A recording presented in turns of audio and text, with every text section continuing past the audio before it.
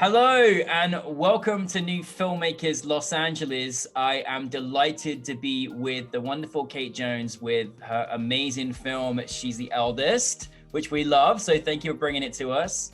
But for those that haven't seen it, let's take a look at the clip. She thinks I'm lazy and immature, but she's meticulous. And she takes no responsibility for her faults. Well, she doesn't have any faults, but my friends thought she was a bitch. Your friends thought she was a bitch, or you told them she's a bitch, so that's what they thought? Let me finish. So, I wanted to have a child, and then she didn't think we were ready. No, you're not. Listen, I loved your film on so many different levels. I can't tell you. But for those that haven't seen it, tell us a brief synopsis.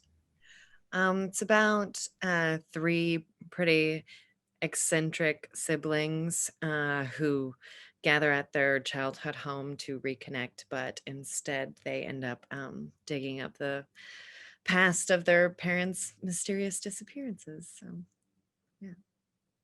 It's a really I don't know. I as I mentioned to you in the film festival, I felt like it felt so real. Like it was almost too real. It was raw, even though you took us in these wonderful dream sequences as well, which was horrifying and brilliant at the same time. But where did it come for you? Because this is your writer-director debut. Where did it come for you? And obviously one of the stars of the film. Where did it come for you to actually kind of create this particular story? Where did the inspiration come through? So I'd made a few short films, including one that was like a 20-minute piece of an anthology feature. And it went over pretty well. And I was like, all right, I'll just jump to a feature.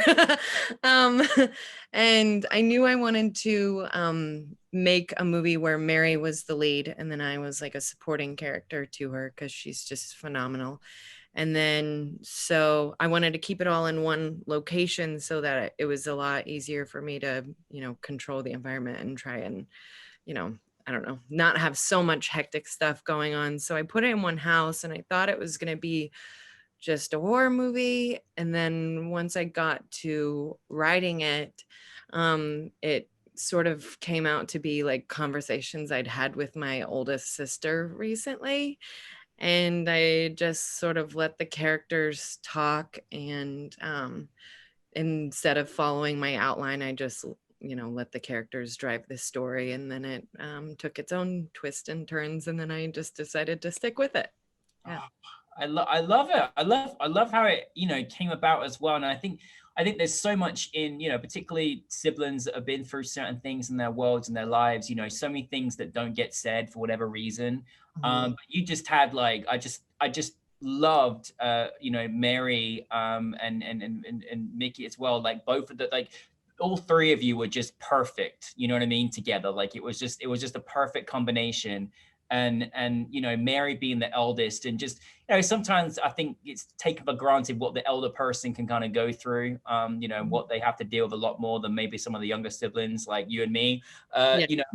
But let me just say, Mary, like you wrote this with Mary in mind. Like she's a phenomenal actress and led the line very, very well in what she was kind of going through. How is that? What is that experience like right, already knowing the person, like writing for that person? How does your process work when it's like that? It was, so she wasn't playing like that similar to herself, to be honest. Like none of that would have been like Mary kind of things, but like the dynamic between the three of us is kind of like that in real life, where me and Mickey are the childish immature people that argue a lot, and she's always kind of the voice of reason, and that's basically my older sister. So she was kind of a composite of my older sister, but also not just her, but like some women who don't really get the appreciation of all the hard work that they do, and the stuff that they abandon and have to let go in order to keep the family together, kind of. Yeah. You had one thing I love about your writing is that you had a real mix of just there was very, very moments where you just felt it just made you want to cry, and then there were moments when it was very I love your comedy, your comedic value is so brilliant. Like it's just, I just love your style. It's really fun.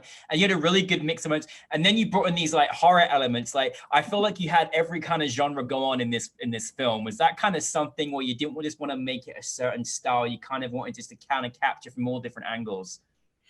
Yeah, if I tried to stick to the formula of, family dramedy, I couldn't compete to Noah Baumbach's movies like the Meyerowitz Yeah. stories thing. I'm making a $12,000 movie with locals and stuff. So I just kind of, since it wrote itself that way, I didn't abandon it, and I just tried to do the best I could. But I hoped that it was something original, since I just didn't try to follow the formula, and I just let it be. I mean, it was kind of a crazy decision to still try and have like sort of sci-fi elements when we have no I money. love it.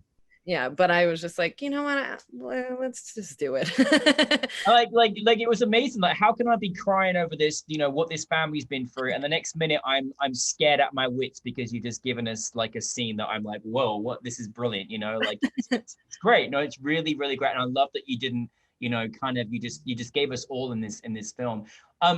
Listen, I was amazed because you're obviously one of the stars of the film. You wrote it and you directed it. Like, for anyone out there, like, how on earth do you do that? Because that must be quite tough when you've got so many important roles in there. Yeah. I I can't take any credit for that. That was all like the other actors and my crew putting up with me and being consummate professionals, because it was very stressful and I don't recommend it. I don't know how Bradley Cooper did it, or Orson Welles, but we didn't have the rehearsal time that one of those famous people have. So it was insane. You told it. What was the hardest job when you've got all this? Was it kind of having the script that you wrote and then having to act in it, or was it the director part and then being in it as well, or was it acting with all of that? What was the most difficult one? I'm just curious. I think being present and not over directing things going on because of like insecurity or whatever. Like I would just be like, now I'm hyper aware of the boom mic and the lights, Yeah. because the camera's on me, and I don't know. No, I love. No, it's fascinating. I think anyone that wants to attempt and do it themselves, like, I think you are a great inspiration in making it as well. Now, listen, it's your feature. It's a debut feature. It's obviously making short films before, but taking on a feature is an undertaking. You've really got to have a great team that you trust around you as well, which of course you did with your cast. What did you kind of want? After, now that you've made it, what did you kind of want your audience to take from your film? Like, was there a certain kind of moralities in there that you want them to experience from what you gave us? I mean, really, I wanted them to feel like they they didn't know what they just watched. Yeah. Oh, yes. Like they're just like, what did I just watch? I But love that.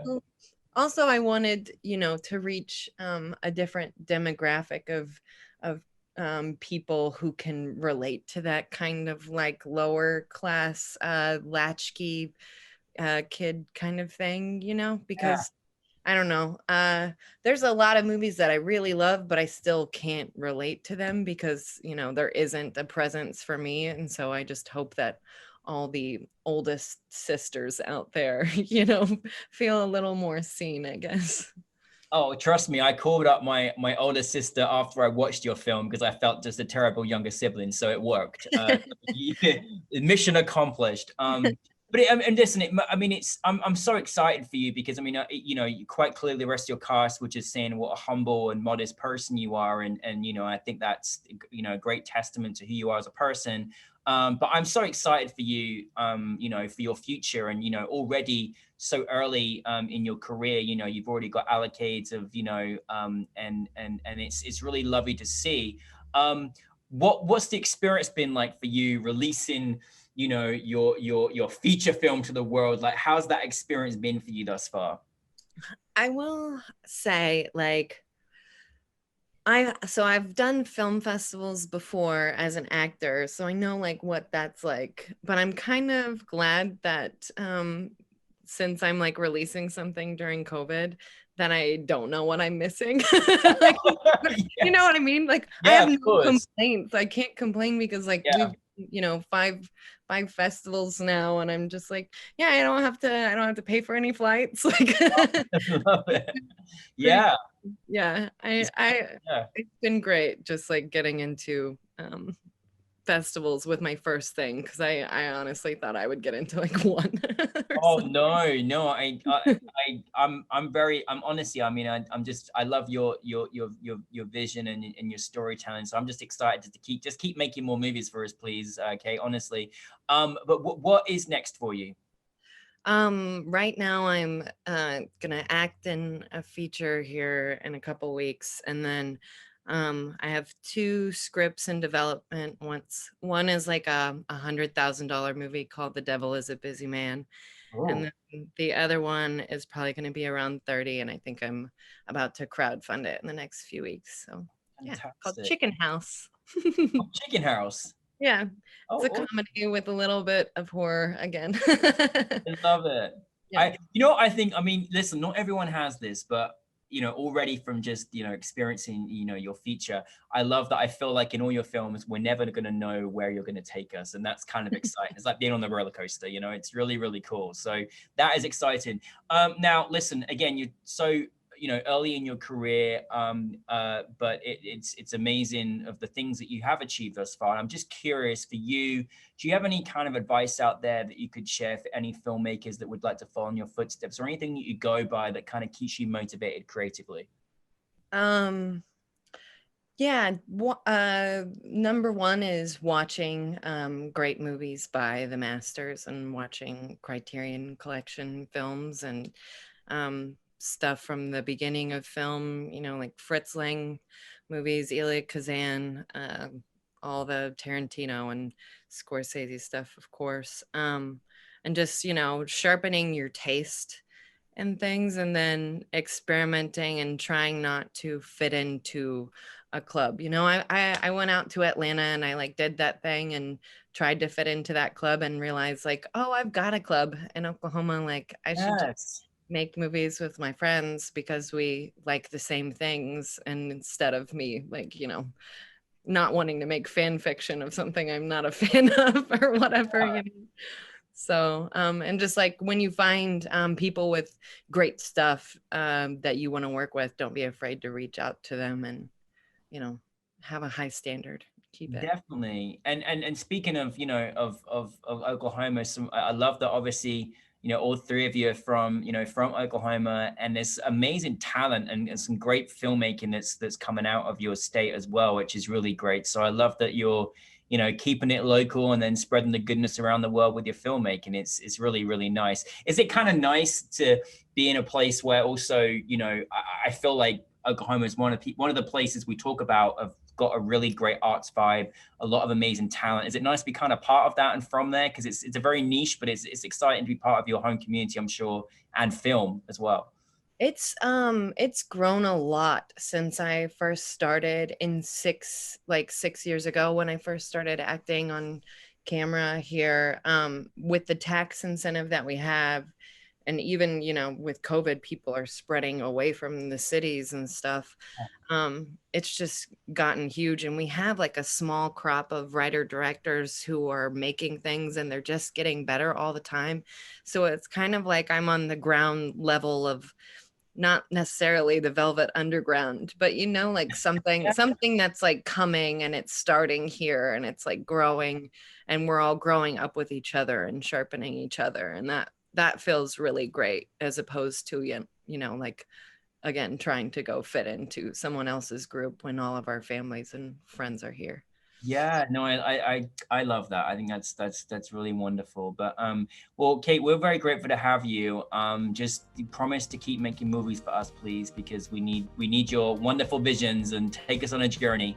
But thank you, and best wishes with the rest of the festival run, and yeah, we're looking forward to seeing many more of your films in the future. So thank you very much. Thanks.